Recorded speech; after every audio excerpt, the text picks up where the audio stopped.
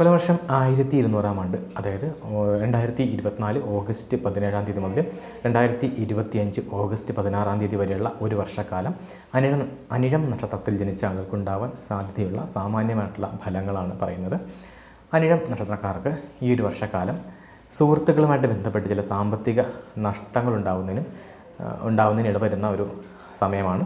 സുഹൃത്തുക്കളെ സഹായിക്കുന്നതിന് വേണ്ടിയിട്ട് ചില സാമ്പത്തികമായിട്ടുള്ള ക്രയവിക്രയങ്ങൾ നടത്തുന്നതിലൂടെ സാമ്പത്തികമായിട്ടുള്ള നഷ്ടങ്ങൾ അല്ലെങ്കിൽ ചില ജാമ്യം പോലുള്ള ഇടപാടുകളുമൊക്കെ ആയിട്ട് ബന്ധപ്പെട്ട് സാമ്പത്തിക ബാധ്യതയ്ക്ക് ഇടവരികയും ചെയ്യുന്ന ഒരു കാലഘട്ടമാണ്. അതുകൊണ്ട് സാമ്പത്തിക ക്രയവിക്രയങ്ങൾ ചെയ്യുന്ന സമയത്ത് വളരെയധികം ശ്രദ്ധിക്കുക. സമൂഹത്തിലെ ഉന്നതരായിട്ടുള്ള ആളുകളുമായിട്ട് അടുത്ത് ഇടപഴകുന്നതിനും അവരുമായിട്ടുള്ള അടുത്ത ബന്ധം ഉണ്ടാകുന്നതിനുമൊക്കെ സാധിക്കുന്ന ഒരു സമയമാണ് ഇനി വരാൻ പോകുന്ന ഒരു വർഷക്കാലം.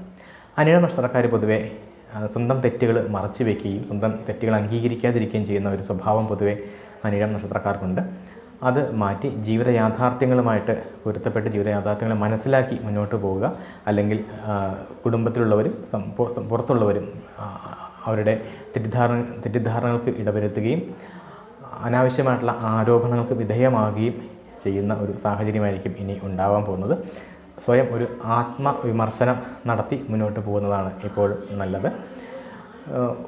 ഉദ്യോഗപരമായി ജോലി സംബന്ധമായിട്ടുള്ള ഉപരിപഠനത്തിന് ആഗ്രഹിക്കുന്ന ആളുകൾക്ക് അത് സാധിക്കുന്ന ഒരു സമയമാണ് ഇനി വരുന്ന ഒരു വർഷക്കാലം.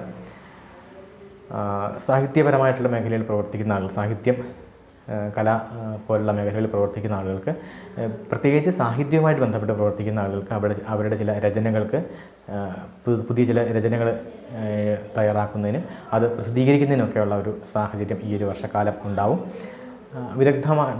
സാമ്പത്തിക വിദഗ്ധരുടെ അഭിപ്രായങ്ങൾക്ക് അനുസരിച്ച് അല്ലെങ്കിൽ അവരുടെ ഉപദേശം സ്വീകരിച്ച് ദീർഘകാലത്തിലുള്ള ധനനിക്ഷേപങ്ങളൊക്കെ ചെയ്യുന്ന ഒരു സമയമായിരിക്കും ഇനി വരാൻ പോകുന്ന ഒരു വർഷക്കാലം.